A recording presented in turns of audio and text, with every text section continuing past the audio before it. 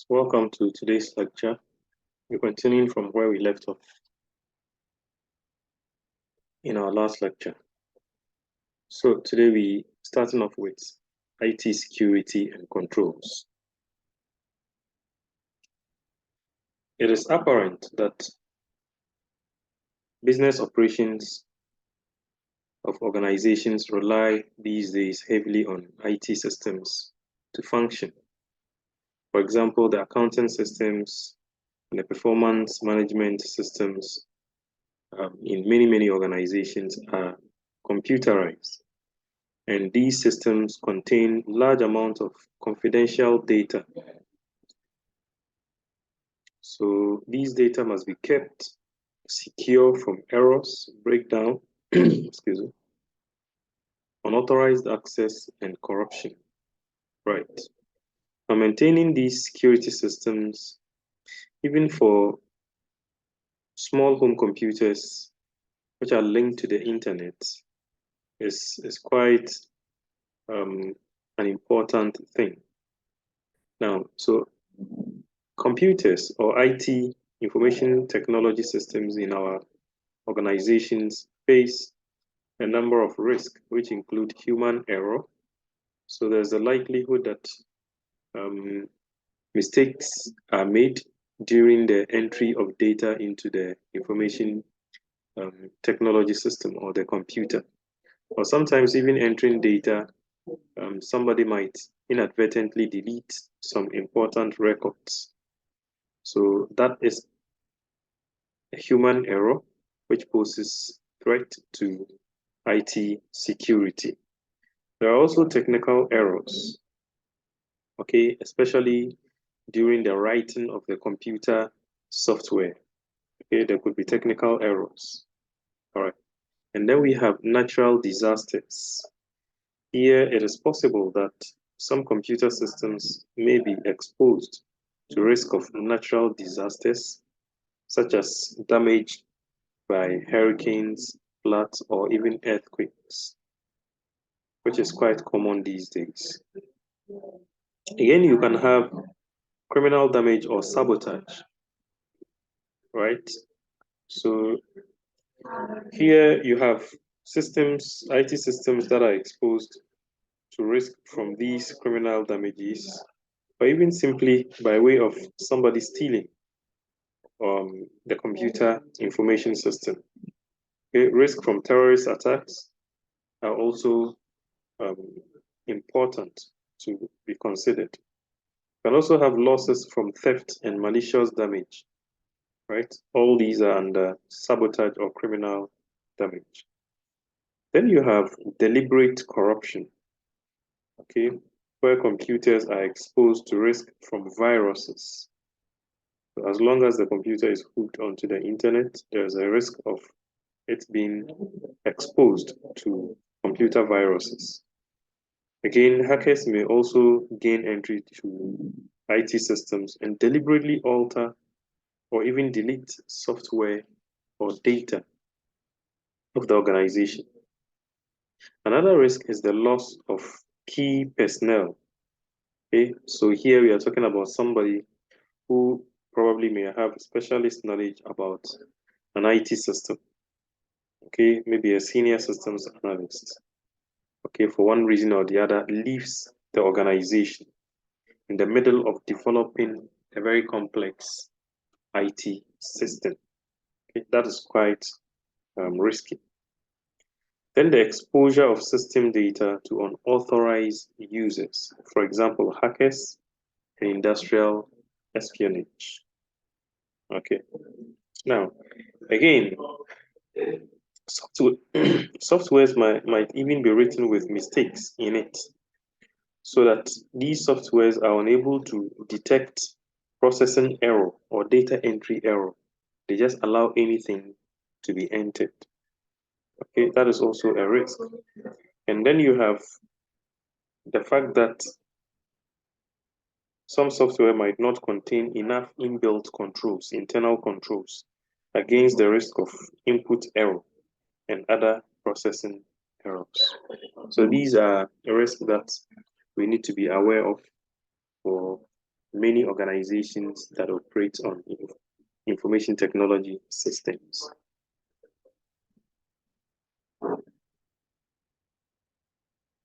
And what are the business impact of security violations? When IT security is violated, are there any impact as far as the business is concerned? Of course, there's risk to security and integrity, personal or confidential information. Example, stealing of personal identities of key personalities, data corruption or destruction, unavailability of critical information in an emergency. So this is quite impactful. Then you can talk about loss of valuable business information, loss of employee and public trust, embarrassment, adverse publicity, media coverage, and news reports. You could also have costly reporting requirements in the case of compromise of certain types of personal, financial, and health information when it gets into the wrong hands. Then there's internal disciplinary actions up to and including termination of employment, right? As well as possible penalties, prosecution, and the potential sanctions or even lawsuits.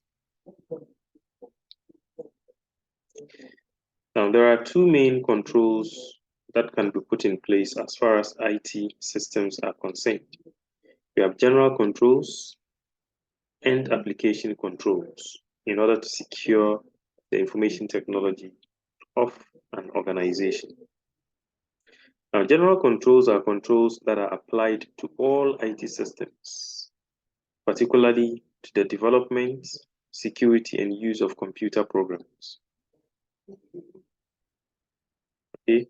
And you can have typical examples of general controls, including physical security measures and controls, where you can put, for instance, putting locks on doors to computer rooms and keeping the rooms locked when there are no authorized staff members in the room. Putting bars on windows and shatterproof glass in computer room windows to deter a break-in. Okay, so these are physical controls that can be put in place. Then you have physical protection against risk to the continuity of IT operations. Okay.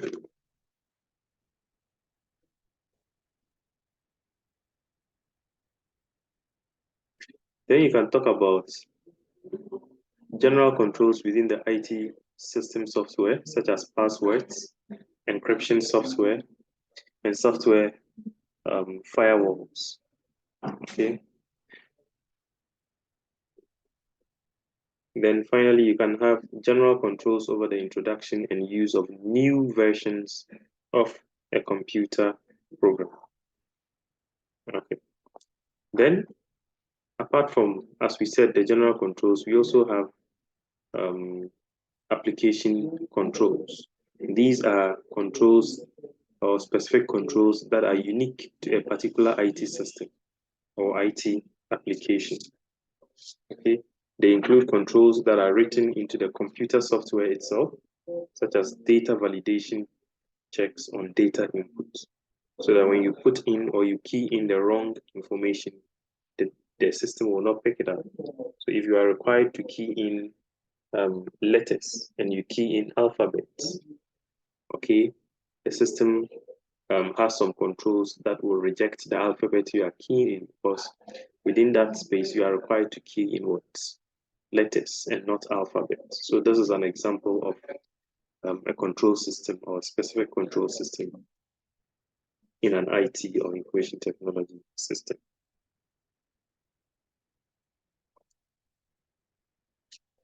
Let's look at e-commerce or electronic commerce.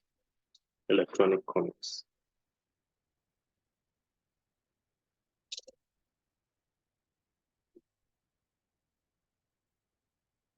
Now, before we talk about e-commerce, there's something we also call e-business. So we'll distinguish between these two in a bit. E-commerce and e-business. They are two different things. They are not the same. Okay, e-commerce and e-business. Now, e-commerce can be defined as all electronically mediated information exchanges between an organization and its external stakeholders.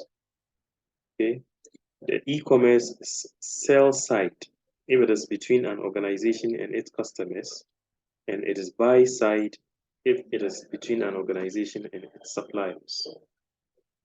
Can have typical examples of e-commerce platforms such as Alibaba, Amazon, eBay, PayPal, and so on and so forth. These are typical examples of e-commerce. Then e-business includes all aspects of e-commerce, but also includes workflows and movement of information within an entity. For example, between departments or functions. Okay? Internal processes are driven by e-business methods, as well as external relationships with customers, suppliers, and other external stakeholders.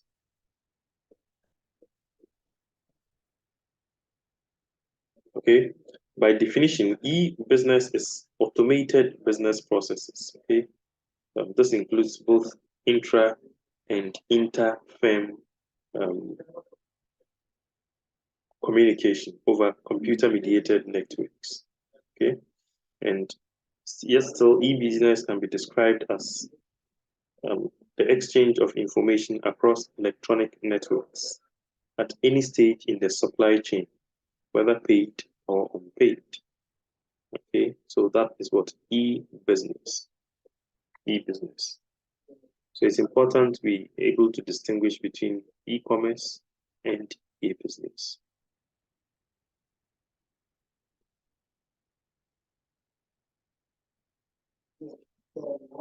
Now, take note that e-business transactions do not necessarily involve payment for goods or services. Okay, with e-business, transactions with customers and suppliers might involve the transfer of information rather than even a transfer of money. So transfer of money is not a condition for e-business. For example, a major aspect of e-marketing, which is an aspect of e-business, is concerned with providing information to customers or exchanging information with customers or potential customers, right? And it is usual to associate e-business with the internet because the internet is an enabler for e-business. However, it is better to think of e-business as communication networks.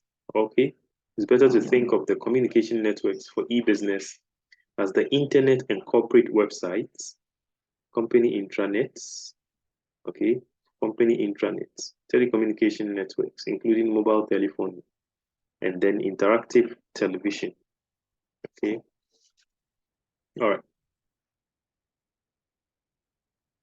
What are the implications of e-business for business strategy? Remember, this paper is business strategy. So whatever we learn, we should look at it in the perspectives of what the business strategy. How can this help the organization in developing its strategy? Okay, its business strategy. Okay.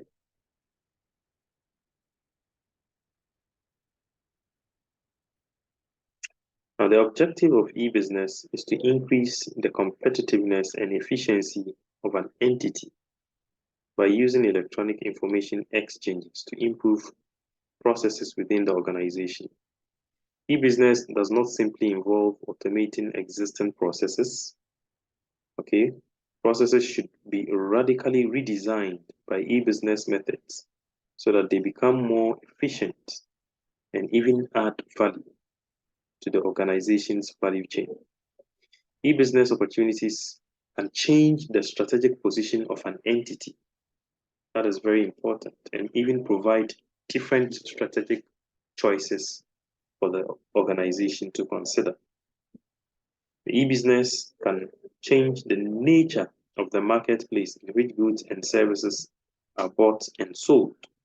For example, it encourages the globalization of markets and the buying and selling of items on the internet. So as e-business makes it possible to trade without any to trade on a market without physically going to the market or going to a physical market. It provides an enabling platform for transactions or business to be conducted. Okay, so for an organization that is able to take advantage of this, would probably be developing competitive advantage for itself. Now, e-business also changes the nature of the relationship with what suppliers and customers. So as long as you're able to interact with your customers and suppliers through the internet, it makes things easier and faster for both the organization and the supplier and customers. So that is an important aspect of e-business for strategy development.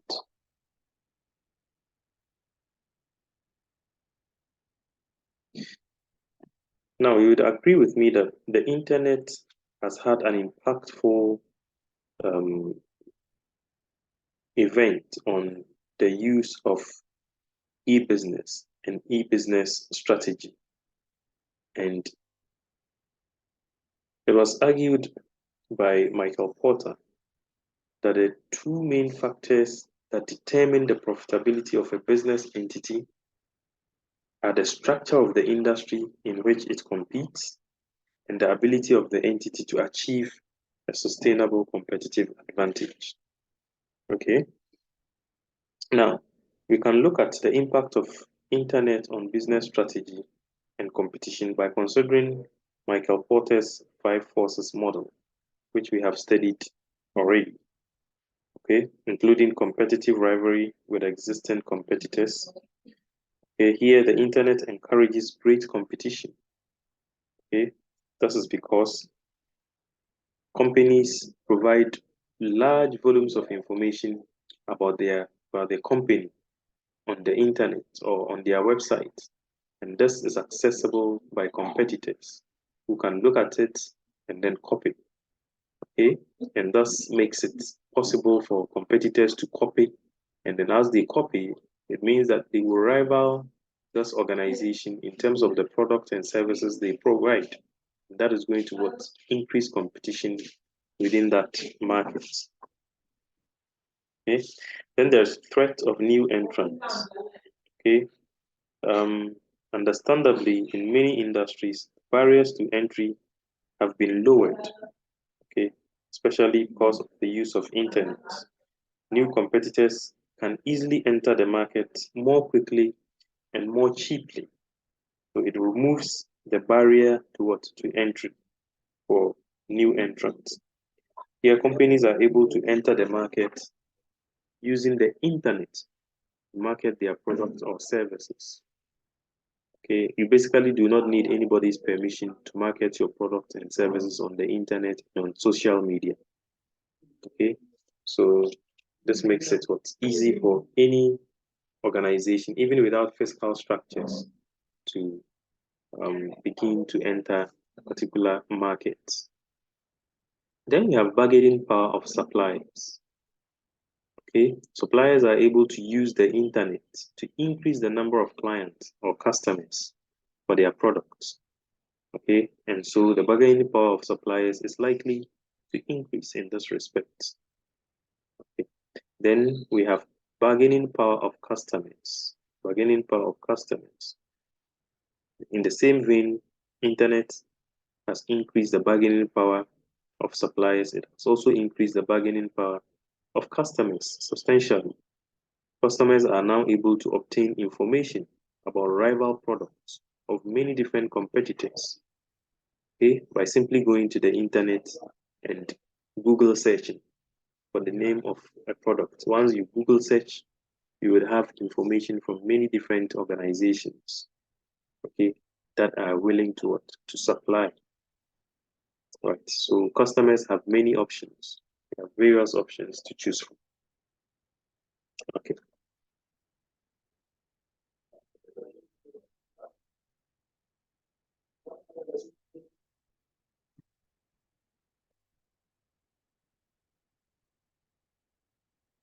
All right, let's look at e-commerce and the globalization of businesses. Remember that e-commerce has been a major factor in the globalization of businesses. Okay, and we know that geographical distances can still be a barrier to the globalization of markets, but e-commerce reduces these barriers. It makes us find ourselves in a global village. Even though we are far from each other, e-commerce has brought us close together. Okay, the internet and email, for example, have made it much easier for suppliers to make contact with customers in geographically distant countries. The mail can be sent within a matter of seconds. The recipient hundreds of kilometers away or hundreds of miles away would receive it instantly or almost instantly. Okay, that means that there is globalization. Okay, there's shortened distance between customers and their suppliers, and so on and so forth. All right, the internet and email have also made it easier for customers to search for suppliers in other countries of the world. You can sit in your room and then have access to suppliers all over the world for a particular product you want supplied. Right?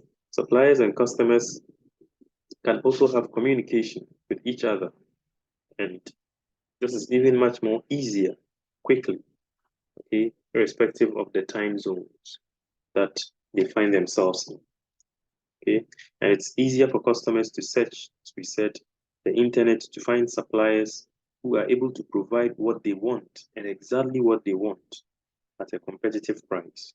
Okay, you can compare rival products or services and can make choices. Okay.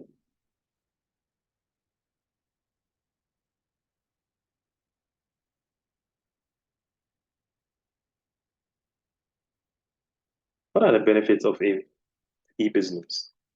Does e-business come with any benefits? Of course, it comes with many benefits, including a reduction in overhead spending of the organization and then operating expenses. E-business increases capability and scope of the business. For example, by circumventing barriers to entry, okay, as we saw earlier, to a new geographical market. That is an advantage to the organization. E-business also improves customer service. It creates some kind of competitive advantage and barrier to entry. It improves visibility. Okay, once you're on the internet, everybody will be able to see the company, the product you offer, and then the services you provide. E-business reduces paperwork, okay, and manage documents. So with e-business, you don't necessarily have to print forms or print documents or brochures. Everything can be accessed on the internet by your customers and other key stakeholders. Okay, e-business improves workforce flexibility. For example, by supporting remote working, people can sit in their homes and then work from there. Okay, and then finally, e-business enhance control of the supply chain and customer experience. Are there any barriers to e-business? Yes, there are. Okay. Although it seems easy to set up an e-business, practically there are some difficulties that can be encountered, especially in the aspect of setting up an e-business. Okay, setup cost in some cases can be fairly expensive, especially for small companies. Okay, for example, it will be expensive for a small company to set up a website which would show an online catalog with photographs and sometimes videos, okay, and keeping records of inventory balances on the website, okay, and with the facility to be able to debit customers' credit cards when they make purchases, right? These things can be quite costly for smaller organizations. Okay, another barrier to e-business is the type of business. Okay, it is possible for businesses such as computer firms to be able to easily sell their products over the internet. Okay, but it may not be so for other businesses. For the computers, it's easy to provide the descriptions or the specifications of the computer. Okay, and that will be enough for a potential customer to buy from the organization. However, if a company is selling something like clothes, sometimes it gets difficult, okay, to be able to put a perfect information about the cloth, the size, and so on and so forth. Okay, it is much more difficult dealing with things like clothing. Okay, all right. Then there are ongoing operating costs in e-businesses. Okay, which includes the fact that the internet or the website has to be updated frequently to keep it more accurate and more interesting for customers or potential customers who visit the site. It might also be necessary to keep making special offers to customers to encourage them to continue to visit the site. All right. And then again, another barrier to e-business is the time to establish the system. Okay, sometimes it can take time to establish a website that is appropriate for the organization and then to get customers to start visiting um, the website. Okay. And lastly, it is possible that a company might not have in-house skills to be able to put the organization through an e-business route. Sometimes it gets difficult because you don't have the skills. And this is so especially for smaller business organizations. All right, so that's the end of today's lecture. We'll continue with another lecture next time. Thank you for your time.